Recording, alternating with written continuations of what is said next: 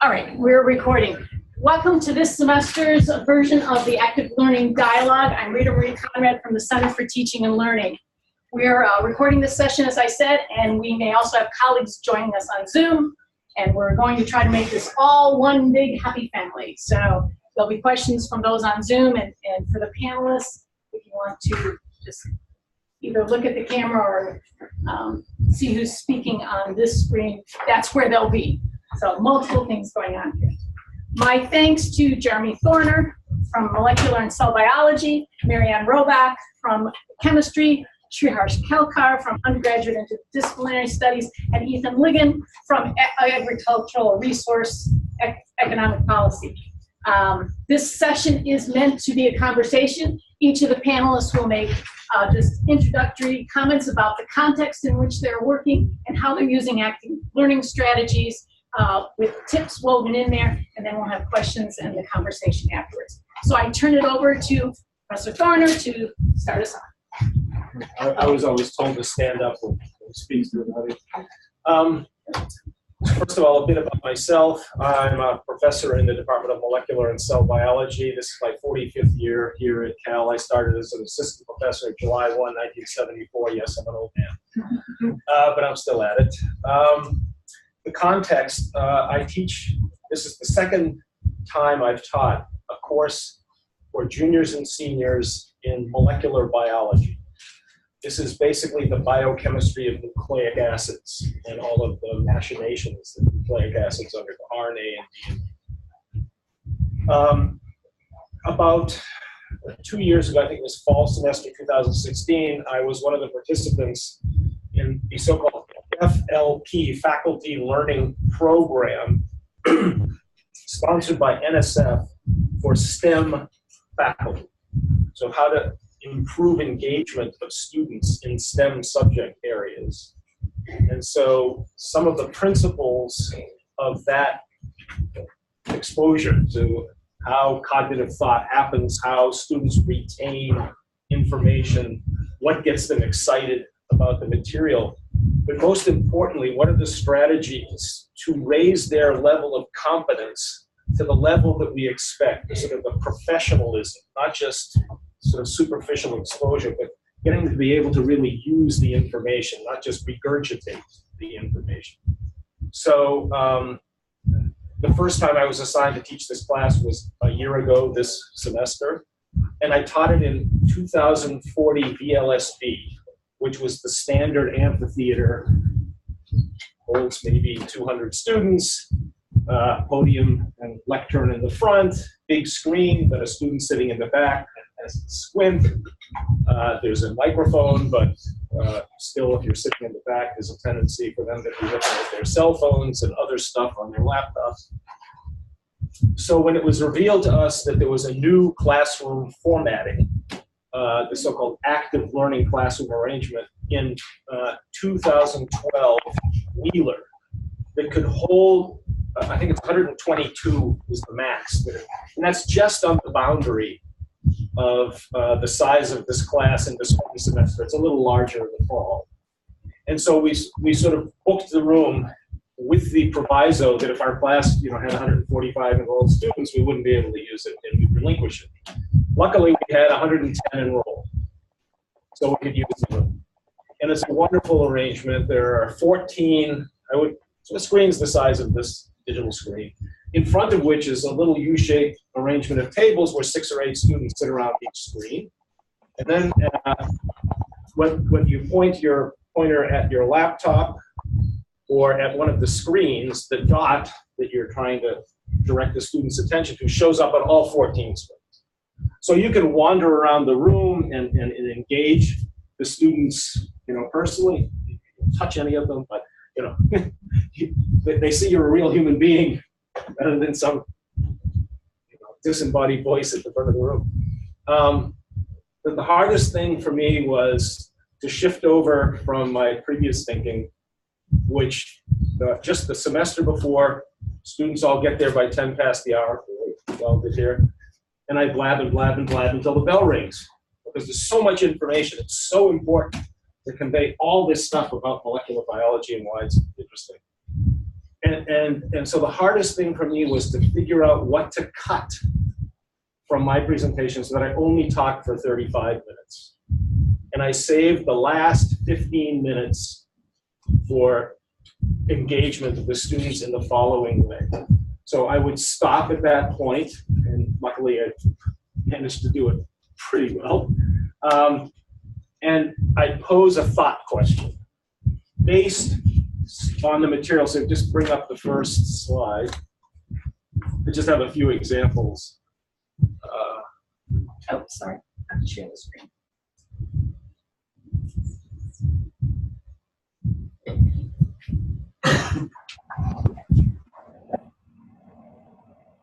Stop there. So the very first lecture was about the chemical and physical properties of the DNA molecule.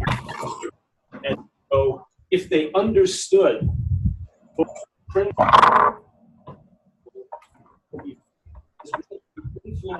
the environmental conditions, answer. They only got from their reading, not from what I said in class. So this was also an assessment for whether they read the textbook, assigned material in the textbook ahead of time. Oh, you jumped ahead. Sorry, there's something happening with one of the microphones. If I could ask all the Zoom participants to make sure that their microphones are muted, I'd really appreciate that. So one of the things we learn in the FLP is students inculcate the information better if they actually write down their thinking about it, rather than just storing it in their brain. Another thing is the think, pair, share. They seem to be more willing to discuss their ignorance and work out a solution by talking to their peers rather than some authority figure. And then, of course, it's our job to dispense enlightenment eventually. So the last 15 minutes, I said, well, based on what we just finished talking about, when you consider how stable a DNA molecule is in this kind of solution we all find ourselves in, aqueous solution, in other words, what causes the strands to unravel, and or what keeps them together, what are all these things? What's the best answer to this question? And so I walked around the room during that first 5 minutes, making sure the students were writing things down. And if somebody was leaning back in their chair like this, I said, hey, I asked you to think about it, get out some paper and write it down, checking all the way around the room. And then I would ask for volunteers to say why they thought what the answer was and why.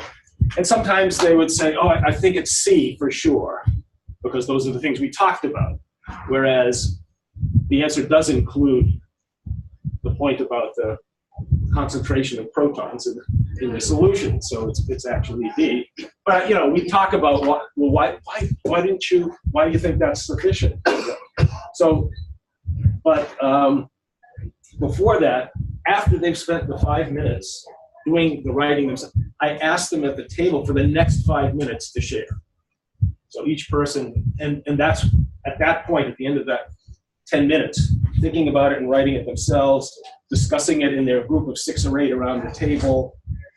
Again, we give them 5 minutes to come to some consensus about. That's when I asked for volunteers.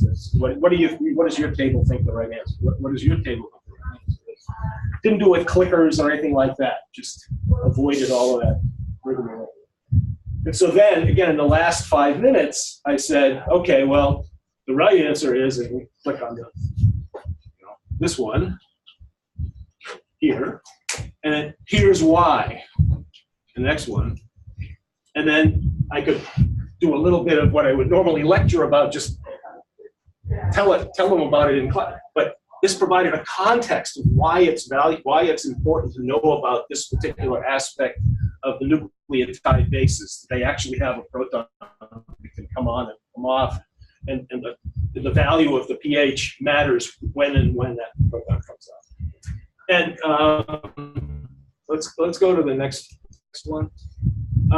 So many of my questions, I also wanted to make sure they could decode actual data.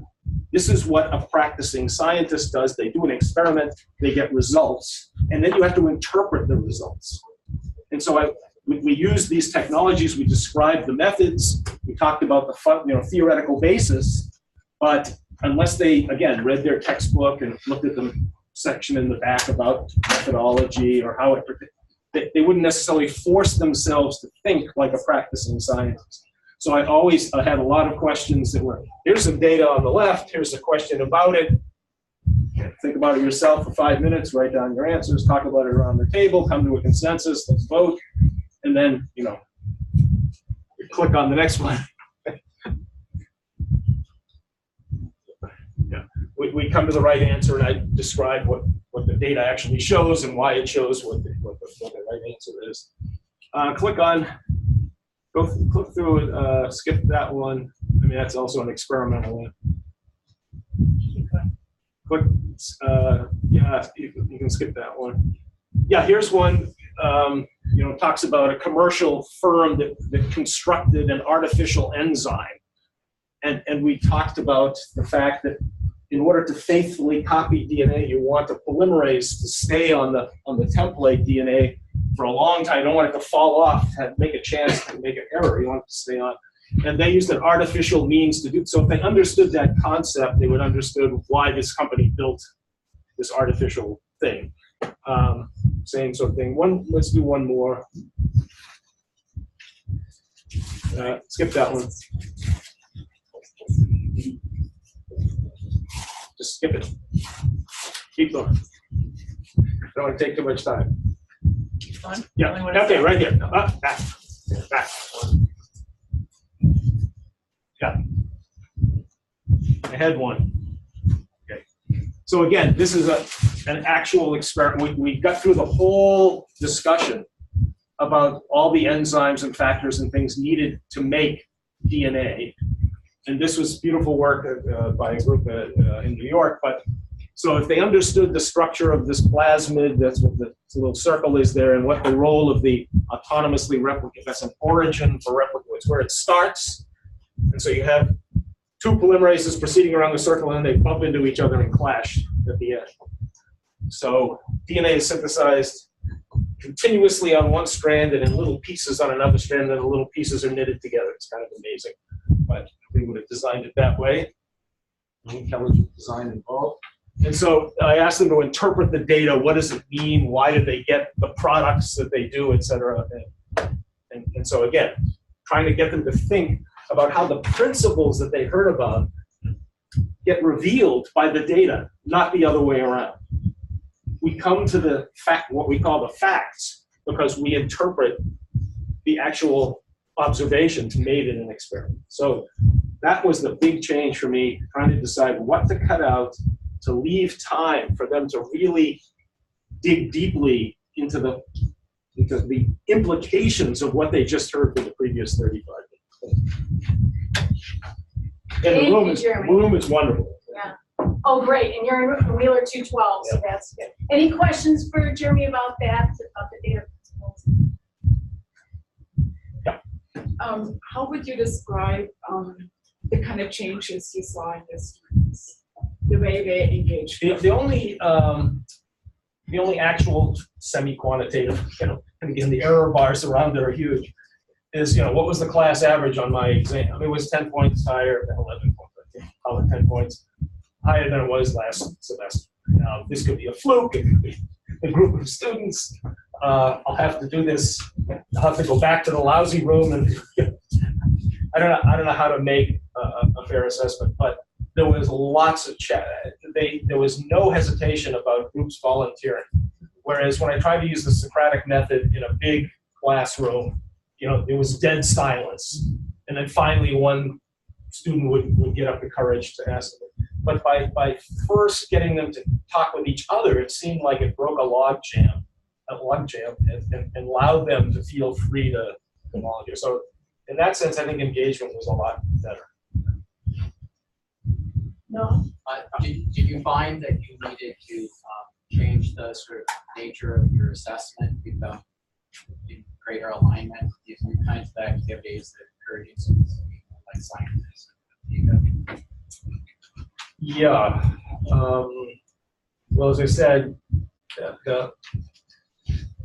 this was the first time around. So I have to admit, I haven't thought very deeply about, as I said, the median score on the exam is not a very reliable way to know whether I'm being effective, but that's the only litmus test I have right now. But you also get a sixth sense as an instructor, and that's why I say it was very clear to me that the students seemed to be much more into it. They really, I haven't seen my teaching evaluations really get that at the very end of the semester. So, if the students say, I hated those, thought questions, they really put us on the spot. That's one thing. If they said, hey, I really like that Professor Thorner asked us to think about it. So I haven't been privy to those comments yet. So I really don't know. But you're right. There should be some way to compare, but I'm not exactly sure how. For your sense, you have a deeper understanding. Yeah. At my office, for this class, I hold office hours Tuesdays 1 to 3 and Fridays 2 to 4. So there's 4 hours of open office that they can come on me. And the level of again, this is a course for majors, so they're really into it to begin with because this is something they voted. This is their field of emphasis. But the level of sophistication of some of the questions from the kids, I wouldn't say it's a quantum leap above last year, but it's clear that they really grasp and they're just interested in more. They're just the ones that come to office.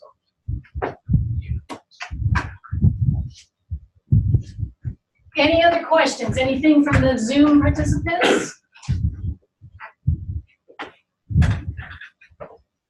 If not, MaryAnn, would you like to? Sure. Okay. So I teach organic chemistry. I've been teaching the second semester organic chemistry class for a while now. And that class, so Chem 3B, has 2 lecture sections, one in the morning and then a repeat in the afternoon. And each section is in a big lecture hall and has 300-ish people in it. So although I've used the active learning classroom over in Wheeler for a pedagogy class that I teach, it's not an option for something like the organic chemistry course I teach. But I do a lot of things in the lecture hall to have them be engaged throughout the lecture. And so I wanted to tell you a little bit about the lecture format, and not just what am I doing in lecture, but also what am I doing out in terms of the overall setup of the course, to encourage people to really value solving problems and answering questions throughout. So one of the biggest things I would say is that my lecture notes style is fill in the blanks type of lecture notes that I have pre-printed and that I fill in with them on the spot. I've been hoping to show you on the screen, but I can show you just a very brief, turn my computer around, you can see what this ends up looking like. It'll be faster than trying to project it, I guess. The idea is that there's everything that I'm thinking about, I want to show them. I phrase 90% of it as questions. So even though it's examples and information that I don't think they previously knew and questions that I don't think they could solve without the context that I'm giving them in lecture, everything's phrased as a question, almost.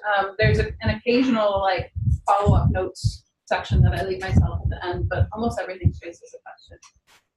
And I use a whole bunch of different types of questions, and I just use whatever feels right for the material that I'm trying to convey at that point. So fill in missing parts of the scheme, draw a mechanism for this, make a prediction about what these things will do, explain why this experimental result makes sense, explain what's going on with the molecules to cause this experimental result.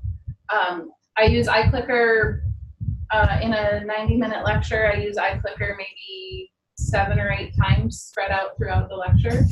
And it's often as either leading questions to help them solve something bigger that involves drawing structures and writing explanations, or it's as a follow-up question. So I'm asking them to draw the mechanism for this, and then based on the mechanism you drew, answer this follow-up question. So the iClicker is not always its own standalone thing. I use it wherever it makes sense to use it, but I don't force everything to be iClicker.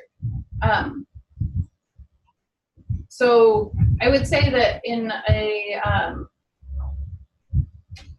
in one lecture section, I probably say talk to your neighbor like 30 times, like literally every 5 minutes, every 2 minutes. I'm telling them, okay, try answering this next one. Talk to your neighbor about what you think.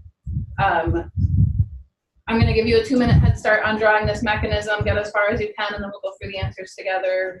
Compare to your neighbor if you get stuck. Help your neighbor if they're stuck. I have an iClicker poll running, and I say, oh, only about half of you have the right answer. I want you to find somebody around you who answered differently than him and convince them that you're right. If I have things where there's multiple parts to an explanation, I'll say, list as many reasons as you can, as many parts of the explanation as you can, and then compare your list with your neighbor.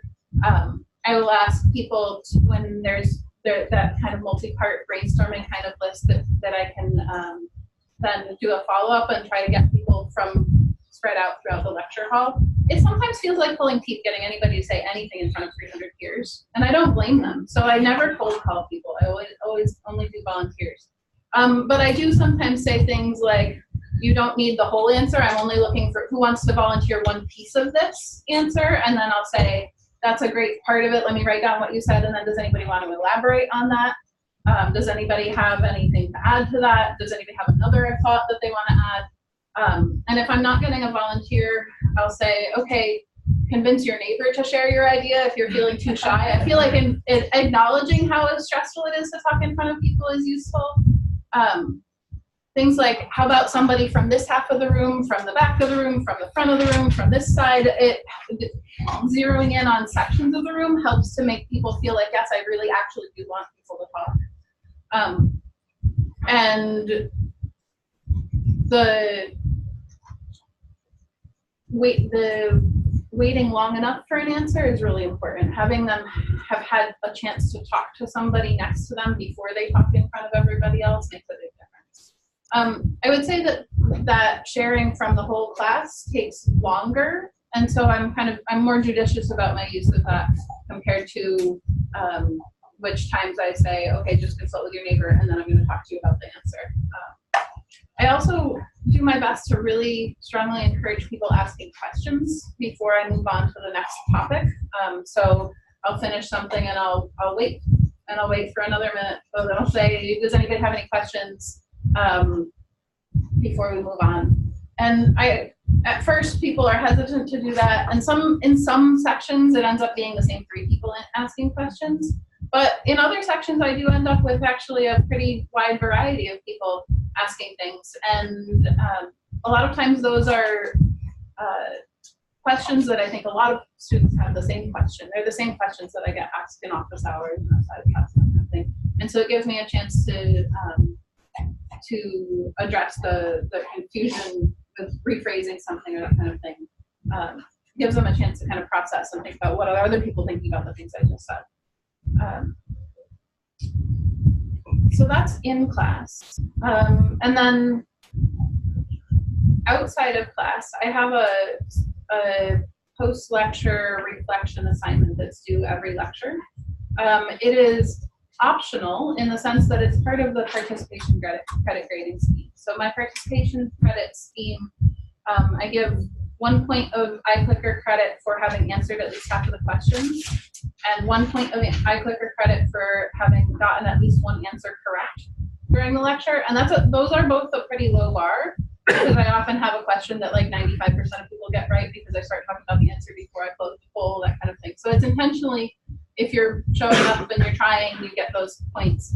Out of 26 lectures, that's 2 points per lecture. And then the post-lecture worksheet is worth another 1 point per lecture, but only the first 50 points they accumulate during the semester counts. So that's 84 points total they could earn during the semester. They can earn all of that just by doing iClicker. But the post-lecture worksheet gives me a chance to say, I think this type of daily reflection is valuable. And at the same time, it allows me to blow off all of the iClicker tech trouble complaints. I can say, oh, your battery didn't work? Oh, well, fill out the post-lecture worksheet a couple of extra times. You'll be fine. So having that large amount of buffer helps to take the stress off of the points part of it without it making the iClicker like completely not useful. So I would say this semester about 25% of my students do this assignment. And so the assignment it's a 1-page, 3 questions that they fill in. The first, and it's always the same exact worksheet. I don't make a new one for each lecture. It's the first question is, describe one concept from this lecture as if you were explaining it to a friend who attended lecture but was confused. And then the second one is write one question about the lecture, about something you were confused about in the lecture, as if you are at GSI office hours asking for help. Make sure your question's detailed enough that the GSI will be able to help you. So by situating it in a scenario of who are you talking to, I'm hoping to actually encourage those behaviors as well. Explain things to your friends, ask your GSIs for help. You're not expected to have understood everything as you went. And then the third question is write one exam style question about content from this lecture. An exam style is a pretty open-ended instruction because my exams have all kinds of different styles of questions, so whatever.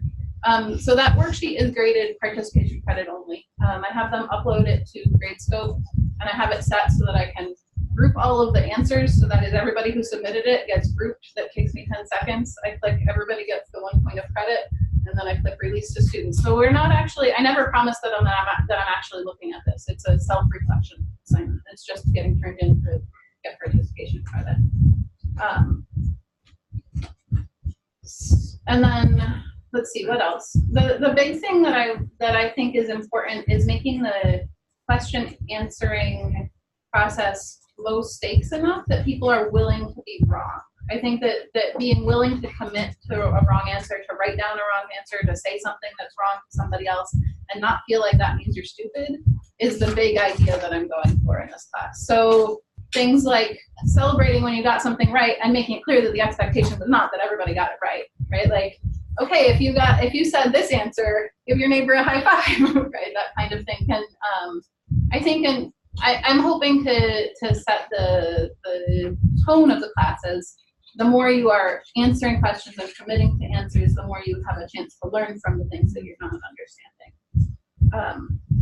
With that learning from your mistakes idea in mind, the grading scheme for the class has, we do weekly quizzes. They're weekly 10-minute written on a piece of paper, similar format to the problem sets that I'm posting. The problem sets are posted with answer keys. I don't collect or grade the problem sets. Those weekly quizzes, only the best 10 out of 13 or 14, depending on the semester, count towards their grade, and those grades in total add up to 1 midterm. And then I have 2 midterms. So then out of those 3 scores, those 3, what they end up being is 200 point scores out of 1,000 for the course.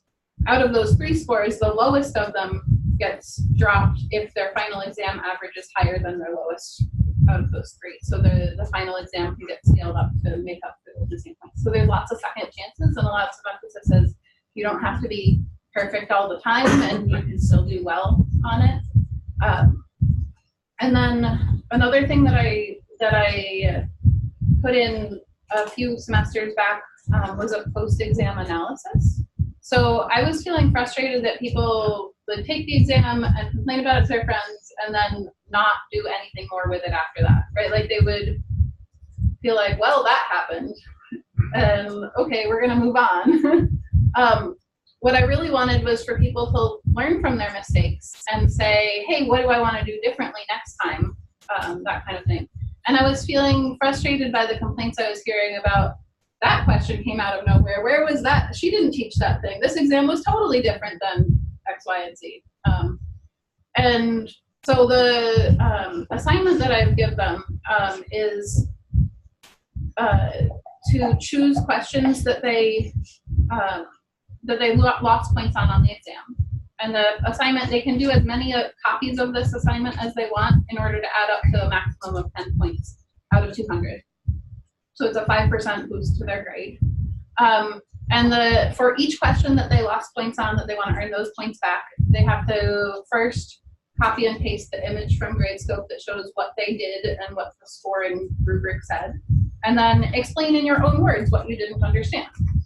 And then the next question is copy and paste an image from one of the lecture resources, lecture notes or problem sets or old exams, that kind of thing, that addresses the same content. Copy and paste it there and say where it's from. And then in your own words, compare and contrast these. Say what's the same, say what's different about them. And then on the next page, they then are asked to write a new exam question with an answer B to demonstrate what they now understand. And then they have to bring these into GSI office hours during the week and a half after I release exam grades. The GSI, they're told, bring this to your GSI and explain your new question to them.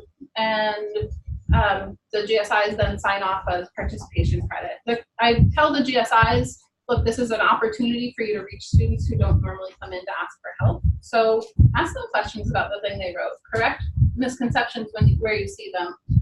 Help them to understand this thing that they were struggling with. But sign everybody's papers. It's not a test. It's a participation credit assignment. And so they have a little table that the GSIs sign off on how many points they got back. And then for keeping track of the credit, the students upload just that one page of points to Gradescope so we can keep track of that. So that's to encourage people to be reflecting on what they didn't understand and reflecting on where they could be looking at how they could look at the resources that are available to them differently to avoid that type of mistake. And it's, as much as possible, I've streamlined it so that the grading burden isn't huge. It's more on the students to do their own self-reflection. Then outside of class, I do hold normal office hours. People come in, drop in, and ask me questions. But I also have a course Piazza site set up. So Piazza message board, students are really highly encouraged to post their questions there. And I have folders set up for each problem set. So there's a new problem set for each lecture, and it's set up so that they can tag their questions to a particular problem set so they can filter and search that way. And I encourage them to answer each other's questions there, and I also make sure that everything gets answered. So when students answer a question and they answer correctly, I endorse their answer. If students give an answer that's half correct, I say, the student answer is correct about these things, but let me add these other comments about it. And when there's like nobody's answering it, I'll go ahead and answer it myself, but I try not to jump in too quickly to answer them because I want students to be answering each other's questions. But I make sure that by the time 3 or 4 days have passed since a question got asked, that question is answered. I go through and clear those. And then I tell them, you're not allowed to email me questions because I don't answer questions by email. If you want questions answered, you ask them on Piazza. So questions for MaryAnn on these great tips that she's provided as well? Go ahead. So I wish she taught my organic seriously, like Jeremy's issue, you're in contact with the students a lot, so how much material do you have to give up, or how do you compensate? I actually don't feel like I had to give up a lot of material. What I've done is, so I would say the first time I taught this course, the first few years that I was teaching here, I did chalkboard. And so the amount of time that I spent writing the reaction schemes and that kind of thing, and like talking about what the background about the question is, because those are pre-printed on their fill in the blanks lecture notes, I'm saving the time of writing the what am I starting from. And then that gives me back that amount of time to be spent on try solving this question. I'm giving you a 2-minute head start before I go over the answers. So I think that just the judicious use of what's pre-printed and what we're filling in helps me to still fit in the same amount of content that I would in a chalkboard style lecture. And are you filling in the worksheets yourself?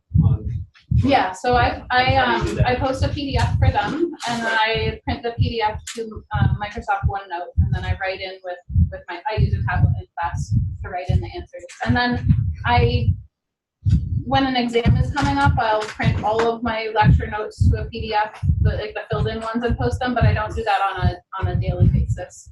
But I do webcasts, so they can go back and look at the webcasts if they want to. Just a comment. 2 of the strategies that you mentioned, we also use is there's a strictly volunteer problem set each week. But I like your idea of somehow assessing whether they actually did it by giving a participant. Yeah. No. We also have that too. 2 quizzes per 5-week section of the class. Okay. And again, the same strategy. So they have 6 total. They get to drop the one they did the worst on. But the points count towards them. So both of those strategies are used, but I loved your idea about for the weekly problem sets, if they turn it into their GSI before I post the answer key, they'll get a point of credit. That's something we haven't done. Oh, but we don't but it's a actually. carrot. Mhm. You said Yeah. something about giving them some kind of participation score for doing it. Yeah, So, the participation credit is for this post-lecture reflection that they're. well, that's what these problem sets basically are. They're Oh, I see. post-lecture reflections. Yeah. So, you know, something like that. It gives them enough of a carrot to get a point where that it would be a good way to do it. So I appreciate that Thanks. too. Yeah. I would say that one of the ways to address the other part of your question about the content is that my problem sets that I post that are actual like exam style questions, and it's a mixture of tutorial style questions and exam style questions, are pretty lengthy, like 10 or 15 or 20 pages per lecture worth of questions. I post an answer key right alongside the original, and so they're responsible for deciding how much they are and how much they're doing. I don't actually have any points for that piece of it, but that lets me put a lot of the extra examples that I normally would have felt like needed to go in the lecture into the problem set. And then the encouragement for do those problem sets is, well, my quizzes are formatted like that, and my exams are formatted like that, and so I'm offering lots of chances to ask questions on that. So I view the problem sets as not just practicing again what was in lecture, but a chance for me to actually introduce, hey, here's this interesting example of how this concept can get applied in a different way. So it lets me fit in a whole lot more content outside of the lecture time. It's a really rich and inspiring set of techniques you're using. And thank you. So thank you for that. One question I have is how do students respond to, what's the learning curve for students to be students in your class? I mean, how long does it take them to learn how to do all of these things, get used to it? I would say it depends a little bit on the semester, and that would be like, it depends a little bit on who taught their previous class and what that format was like. But I go pretty overboard on it just in the first few lectures on emphasizing this working together kind of thing, and I think I managed to get most of them on board pretty quickly. When I surveyed students about the format and asked for feedback about that format, the responses are very, very positive. So there's some small changes I've made over time. One of the things that I started by doing was having a kind of hybrid of lecture format with one page of worksheet of questions to answer during lecture, and the feedback I got from the students was that they were just like, I don't know how to follow this later, and so making it really an integrated, this is what we're doing every time, solved that problem. But the feedback that I get from students is they love it. They love the style. They like it more than when I lecture. So yeah. The other thing I would say is that my grading scheme is not curved, and I emphasize that pretty strongly. I don't even tell them what the averages are on the exams, and I get some people who are pretty upset about that, but I tell them too bad, I'm the instructor, I get to choose that. And that, like, you can look in the grading scheme to see how this number that you got translates to an A, B, or C, but you're not competing against your neighbors. So the emphasis on not competing against your neighbors, I think, is part of the key to getting them to actually work with each other in class. Great. Thank you so much, MaryAnn. And if there are other questions when we have time, at the end, we'll come back to this. Right now, I'd like you to turn to your neighbor. You've heard two of the speakers. I'd like you to share with one another one thing that you're going to incorporate in your class from the two speakers that have just spoken. You have 1 minute. One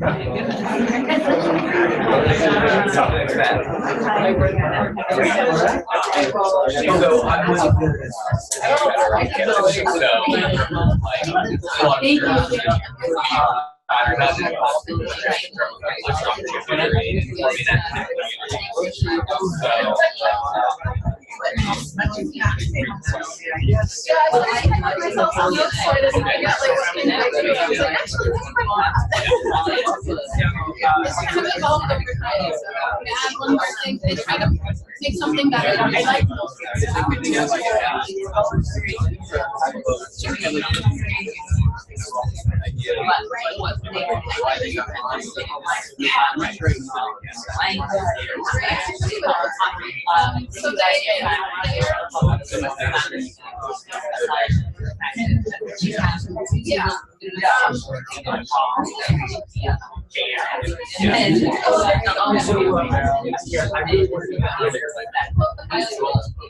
Okay, that was 1 minute. Back to our next speaker. Shreeharsh, Kelkar, you're up.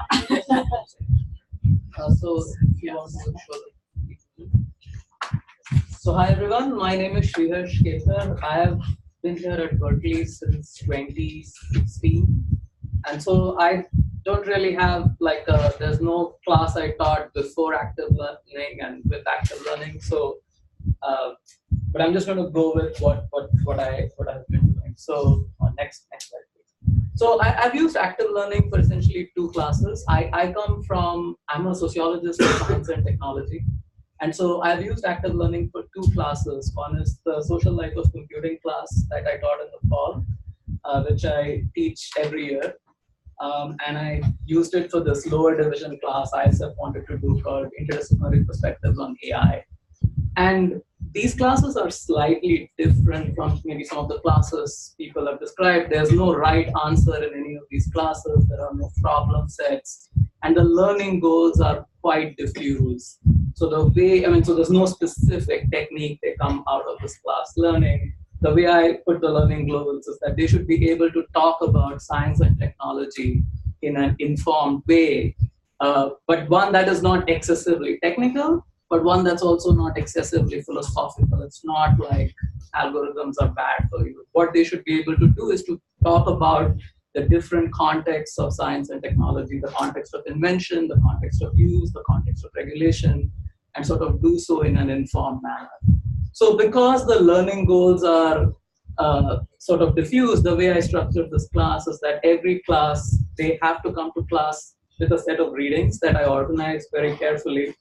For the lower division students, I reduce the readings a little bit. For the higher division students, I tell them they have to read 50 pages a week. And I know students don't read. So what I do is that before every class, I ask them to write a forum post, which is a 300-word post where they answer a very specific question about the reading. So I don't ask them to just give your opinion. I say, here's one concept you saw in this reading. Can you tell what you know? And the reader is instructed that if this is low bar, as long as they don't phone it in, give them 1 point. And I leave the readers to determine what phone it in means, and some of my readers tend to be strict. So, but I don't interfere too much with that. And then in class, I sort of give a small lecture, and then I do the discussions to help them learn. And I'll talk more about that in the next slides. And then there are 3 papers they write for the class. And the papers are actually that's where I know they don't read perfectly in class, but the papers, they should do the reading. So the papers will ask them to draw explicitly on the reading and make a certain argument, and we actually grade it very strictly. So if you don't have a good argument, you lose points. And I encourage students to come to me with their argument first before they start writing. Some do, the bright ones, and the others still write the paper in the last 3 days. So that's something I'm going to work on to see if they need to, build more milestones into. So that's basically how the class works. Diffuse learning goals, some writing at the beginning of class, discussions in the class, and then sort of 3 summative papers where they're asked to make a particular argument. In terms of the class discussions, next slide. I'm going to give 5 takeaways, and I won't take too much time. I think there are 2. One is there's some logistical things that I think I learned a lot, and then I have only 1 slide on the actual discussion question. So when I first taught the active learning class last semester, I really thought most about the content, and as a result, I kind of forgot that there's all these logistics to take care of, which I did a little bit in this time, and now I know there's more logistics. So I'm just going to go through the logistics, so I think they're actually quite important. So the first one I learned is, next slide, is that the groups have to be formed, right?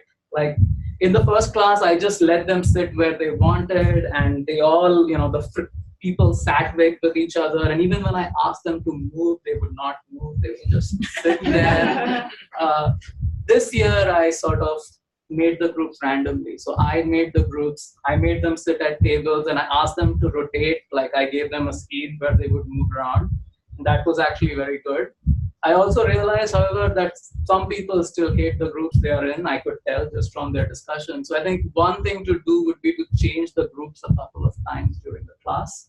But to find out when, I think, because you don't, because they get comfortable with each other, and so you don't want to break that. But at the same time, for some people, it's clearly not working. So I think that has to be experimented with. So that's the first thing, and I think this is actually fairly important, especially in a class of mine.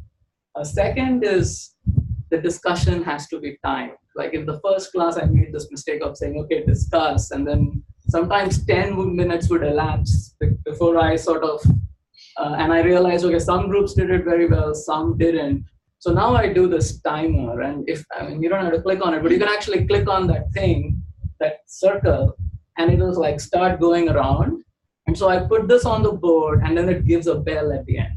So students see this on their screens in the active learning classroom, because if you see, there's lots of screens everywhere. So they see this, and then it keeps ticking, and so they have 5 minutes. So this actually, I think, really works well. Sometimes when the discussions are really good, this restricts the students a little bit, but I think for most activities, 5 minutes is probably all they need, because after that, they just stop talking. And even within 5 minutes, sometimes you go to them and they're like, oh, we decided already what we wanted. So, but I really recommend a timer. And I also suggest the timer should be visible to the students, something like this. Third, this is something I should have done both times, but I think now, it's only now I realize I should make clear at the beginning of class some ground rules on discussion. And I'll explain why that's important once I come to my discussion questions. About, let everybody speak or those sorts of things. And I didn't really think about it. And now I think next time I do this, I will make this more clear. Fourth is, this is a little bit odd, but this comes from, and this is again something, so when they have a discussion question and you give them the material that they are going to need to answer this question, I really suggest combining it all in one medium. So sometimes I used to project a piece of text on the screen and then give them another piece of paper in hand and say, okay, so one assignment I used to give them, is, so there are these new class of workers who work for social media called content moderators. They're supposed to keep the content that's good on the platform and throw out the objectionable content, like whatever, child pornography, whatever. How much should they be paid? And so that I used to give them a description of what they do, and I used to give them a BLS, the Bureau of Labor Statistics, some figures for what other comparable occupations are. But I realized like they can't look at the screen, and then they can't look at the paper, and then you have to give all of them a piece of paper. It doesn't work if you just give like 2 papers per table. So I think all of those things matter as well. So that's for the logistics. I only have one sort of thing, and I think it agrees with both the previous speakers in terms of the questions. So the questions that work best for a discussion are not about the reading, because they do the reading, but they do enough that they can get by in class and understand, but you can't really get into an in-depth discussion of the reading. What works best is often sort of multiple choice scenarios, and then you ask them to choose. It's hard to create this question, and sometimes they don't understand the choices, but if you can get it to this form, I think it really works, especially in a class like mine, where there's no right answer. You really have to think for yourself. So I'll give one example of a question that really worked. This was literally in the last class. So we talked about self-driving cars, and I teach them, we do a little bit of things, and then we talk about sort of the accident that happened with the Uber self-driving car last year in Arizona. And so here, what I asked them to do is assign, and so the format of the discussion is that you learn a lot more about how self-driving cars work when you actually look at how accidents happen. Because when you see how accidents happen, you see how there's a lot of things that have to go right in order for things to work. And a lot of things go wrong together, and then there's an accident. So when we analyzed the accident, I showed them videos of this accident. So I asked them to assign responsibility for this accident in terms of 5 different people. So the first option is the pedestrian who crossed the road when she wasn't supposed to. So she didn't cross on a crosswalk.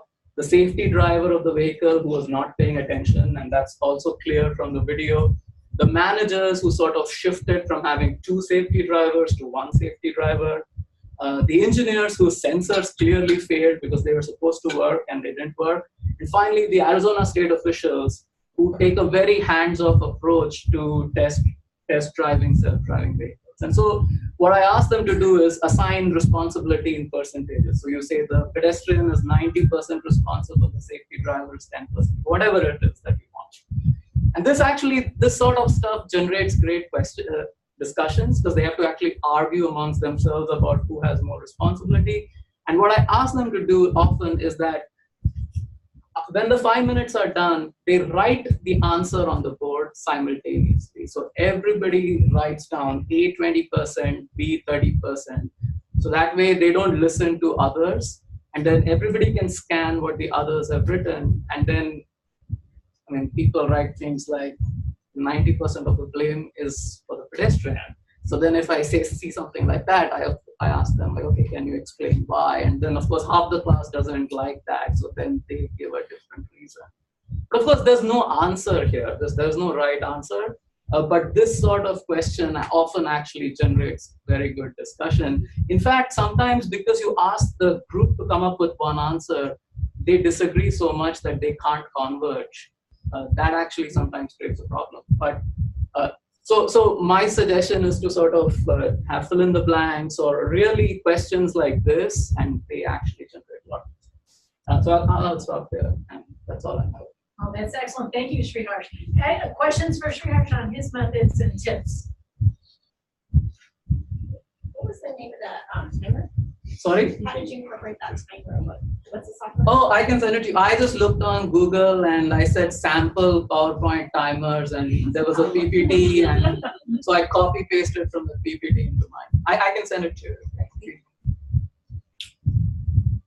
Anything else? Anyone from the Zoom community that has questions? They're very quiet. Yes. Ethan, to you. Okay, thank you. There should be a presentation.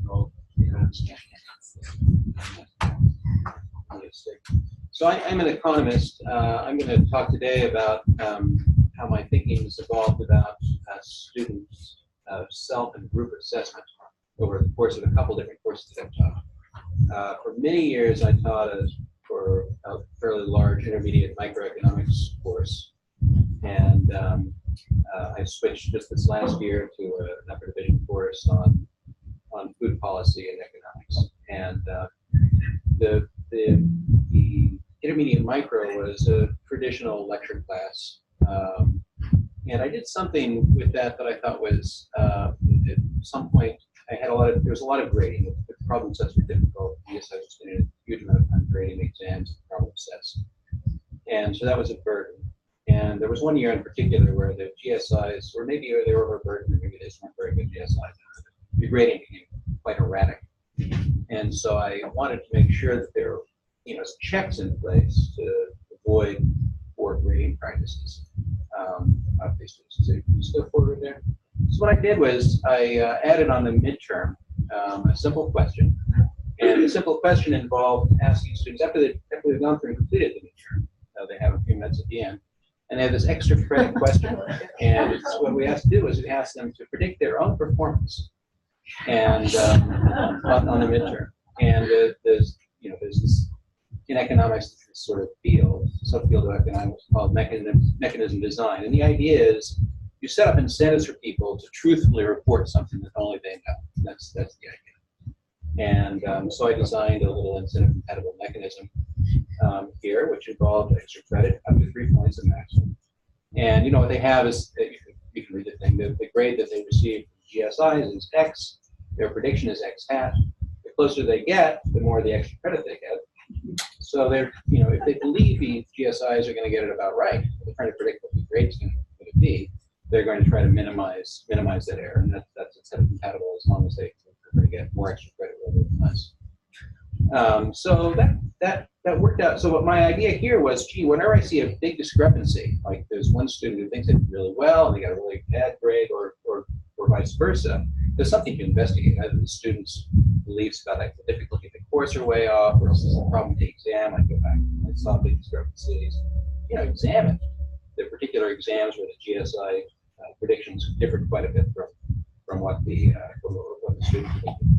So then I'd do this, go to the next one, and then I just share with the students a scatter plot of how their predictions matched up with the actual scores after this was done. And so the students' predictions there are on the horizontal axis, the actual midterm scores are on the vertical axis. And you can see, a lot of the students really do pretty well. There are some outliers, and so the points you see to the bottom right are people who were way too optimistic about their score. We had somebody who thought they're going to get more than 80%. Really, they got 24. So there's some need to sort of adjust expectations there. And on the other side, there's some real pessimists. There's somebody who got 60%. They only got 4%. So it's really shows up. The outliers show where there's problems, but on average, people really did pretty well in predicting the outcome. So I did that for a few years and used that as a tool, as I described, to sort of keep track of problems in grading and to sort of correct students' own beliefs about how well they were doing in the course. And then it occurred to me, I always encourage students to work in groups on their problem sets. They work on the exams on their own, of course. But it occurred to me, well, gee, it'd be interesting to know what their perceptions are of how people they're studying with are doing. And so I added a question a little bit later. Yes, the next slide here. So here's a question, another question that goes on the exam here. This has to do with how they think people they've studied with are doing. So they're typically in study groups, initially not very formal, but you make a list of all the people you spent time studying with, and then you rank them in terms of your beliefs about how well they did on the exam. So we're now reflecting on your own performance, and now your own performance relative to everybody else that you've been studying. And again, I designed a sort of incentive compatible mechanism. If you get rewarded for correctly getting a high correlation between your prediction and the actual ranking, you'll also get rewarded if you rank more people rather than fewer. So the tension here is between this number of people you rank and the accuracy. And so this is again a simple incentive compatible mechanism to truthfully reveal what you think everybody else's ranking is going to be. You get some extra credit for making a good prediction. Outcomes from this were just shocking because people really had they did an extremely good job of predicting rankings of other people's scores. It's harder, in retrospect, it makes sense. It's harder to predict your performance in the midterms. You don't know how hard it's going to be graded. There's a lot of uncertainty about what the distribution of scores is in the whole rest of the class, this kind of stuff. But for the 4 or 5 people you've been studying with, students really had a remarkably good sense of who's going to perform better on the exam. So we saw average Spearman correlation coefficients here, like 0.8, 0.9 sometimes in some big groups. So the students were doing a much better job, really, of assessing their peers' performance than I was probably able to do on average. There's no reason to think that. There's error associated with the assessment involved in the exam too. So I think that students are really better informed than I am in terms of how well their peers are doing. But if self-selected study groups are So they were initially, in the early years I did this, I started to encourage study somebody. Later on I required students to form study groups, and I'd pick up the shy stragglers. And then I eventually started doing the same idea of randomly assigning study groups. So that's sort of where things were. I started teaching this new upper division class this year, which is this food policy and population class, which is taught in Barrows 110 where we have classrooms. The assessment there is, the entire assessment of the class is based on the completion of a sequence of group projects. So students are randomly assigned to a group for each of 4 projects, and you re-sample and re-randomize each time. So the randomization here I think is super important because you don't want to get students stuck in a group of underperforming peers for the entire semester, or for the clever students to all positively assort or whatever. So some random assignment and re-randomizing, so you get sort of different signals about individual contributions to each project is super important here. Once I got to this point, I thought, well, gee, the students are so good at figuring out how well each other's doing. I want to do two things in this class. First of all, I'm going to have the projects, sequence of projects that culminates in a presentation, one presentation for each group. We're going to have each student rank the presentations of all the groups. And so that'll be one thing, and get a bunch of scores from that. And the other thing we'll do is sort of what I suggested before. You'll rank contribution to the project here in your own group. So each team is 5 or 6 students, and you just rank. So and so made the biggest contribution, so and so made the second biggest contribution, and so on down.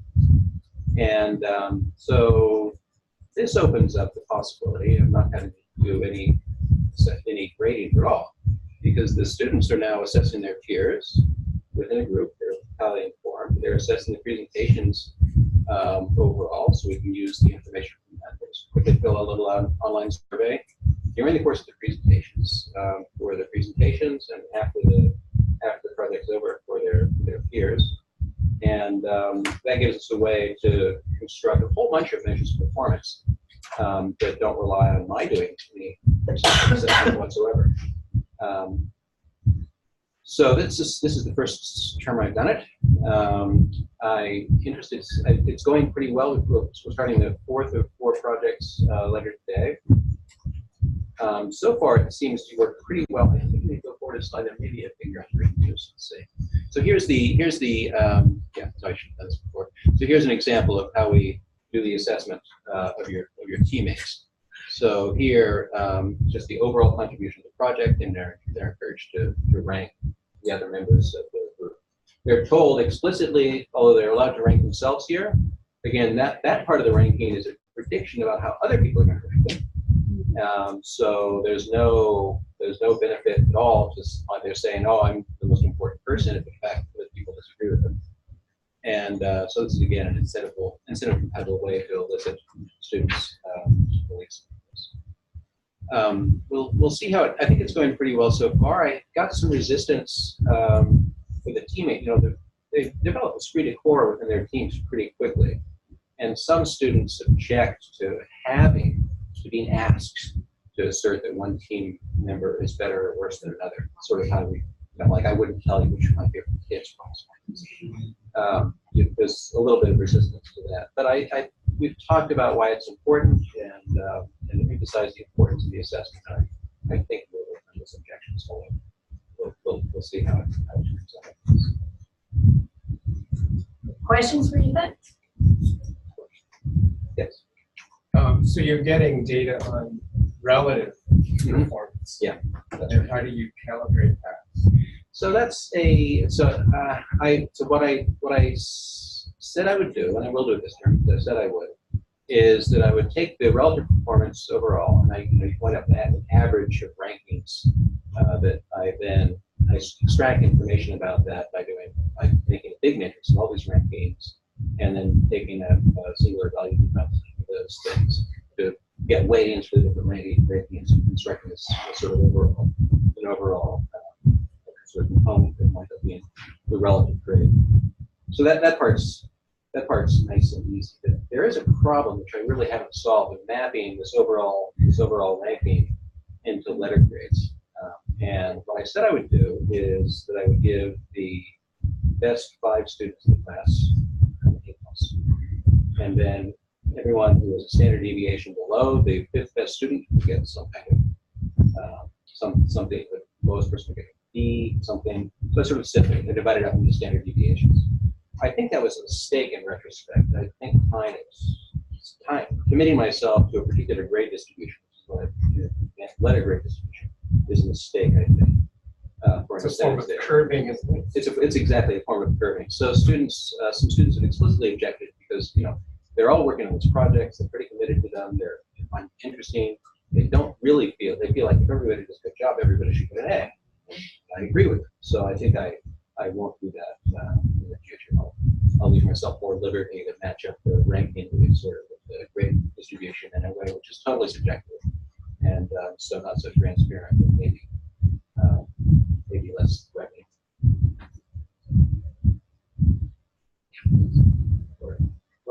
someone else. Yeah, so Lisa, for you. A couple of questions. One coming out just having been on the phone with my daughter who's a senior at UCSC in a group project who's been complaining that she's doing all the work and none of her, Yeah. because the men in her group don't even realize what she's doing.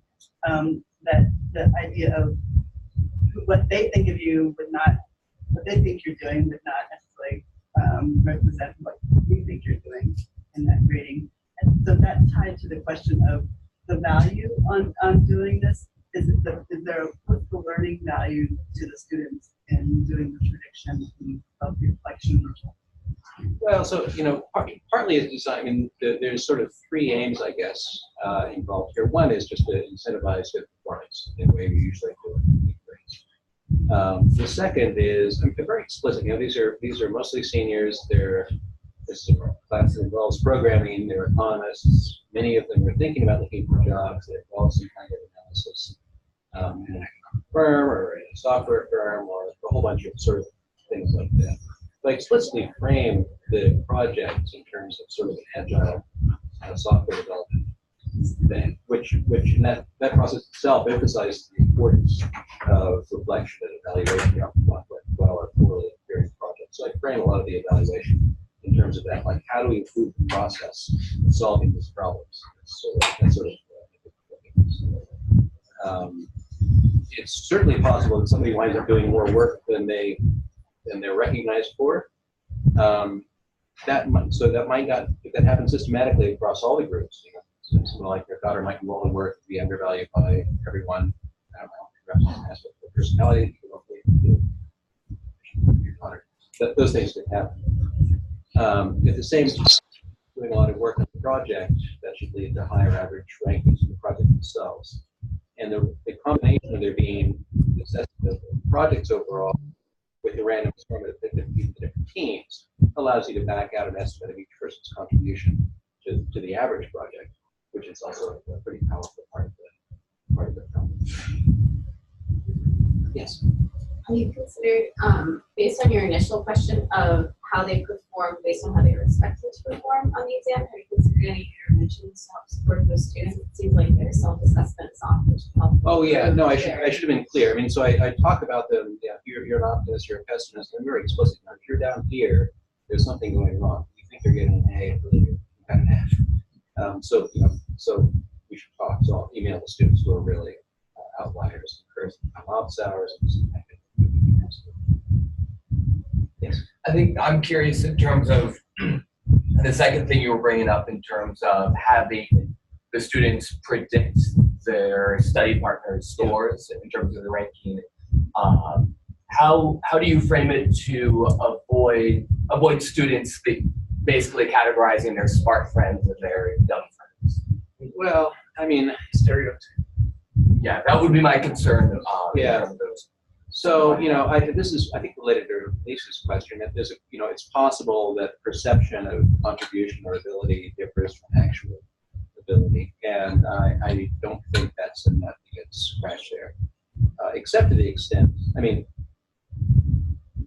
when they're making predictions about performance on the exam, when the exam happens, we validate or falsify the quality of their ranking. They did such a good job then that would not show up here because there's no sort of objective ranking that you're trying to match in the model I'm trying this year. Something I thought something I watched out for. I mean, something that could happen here is related to this issue of perception, but also the possibility of collusion. So you could have two people within a group, for example, agree, oh, we're both going to not do any work, but we'll give each other the highest overall ranking within the group.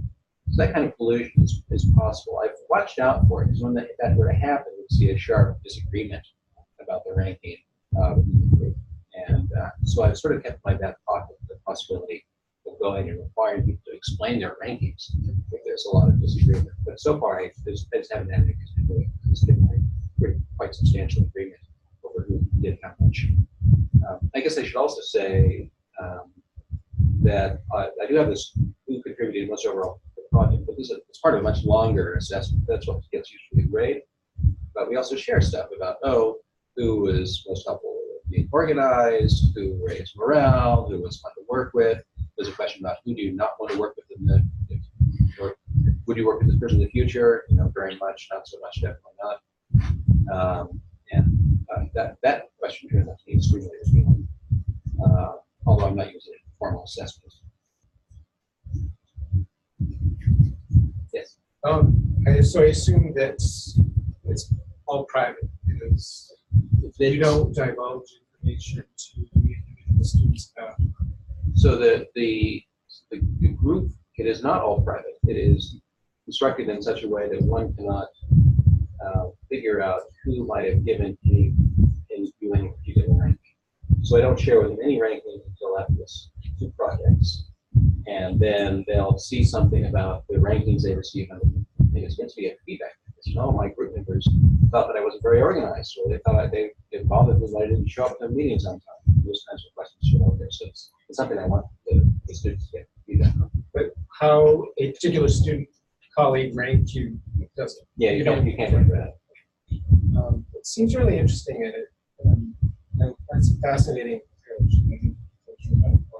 I think one of the interesting things about it is that it seems to provide this kind of panopticon function within the group, that you're being watched, your performance is being watched and going to be reported, which is something similar, I think, qualitatively in group work, right about the process, without explicitly saying, tell on your friends, your peers, but they also describe the process of collaboration. Yeah. But this seems to be a quantitative way of doing that, which is really interesting. Something that works nicely. I mean, so the groups, every time they form a team, they appoint a group leader, group manager, and that group manager is responsible for reporting attendance. We don't do anything with the attendance. We just ask them to keep a record, and that attendance is very good. There's a lot of fear. If you don't show up for your group meeting where they're doing labs or discussion, that's winds up going on the record, and I told them in advance this doesn't affect your grade, but just the fact that their peers are explicitly keeping track of when they show up seems to really boost them to show up, or maybe there's so much month that they can't stay away.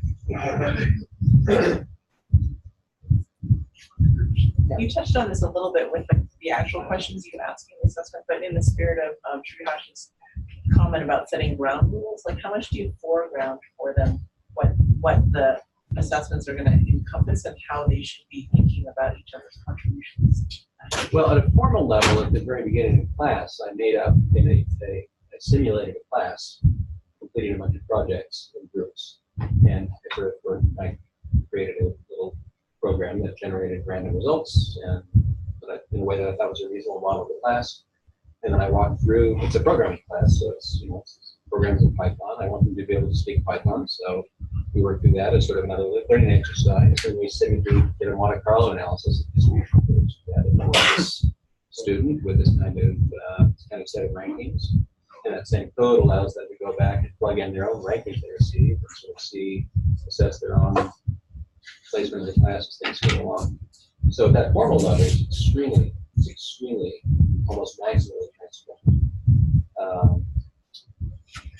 I'm not sure if that was really the answer. Well, I guess I was thinking more about Lisa's comment about how bias and stereotyping and perception differences creep in, and how you address that. Oh, I see. Yes, that's right. So students are encouraged to share all sorts of open image comments within the assessment. We commit to reviewing those before we share them, but we make it clear it's when we share it. I say words in class like it's important for your feedback to be frank and constructive, and there's some language that goes along with the agile approach that involves trying to think about issues that don't reside with an individual, but with a process or something went wrong, how do we really bring up the problem solving as opposed to classroom dispersion.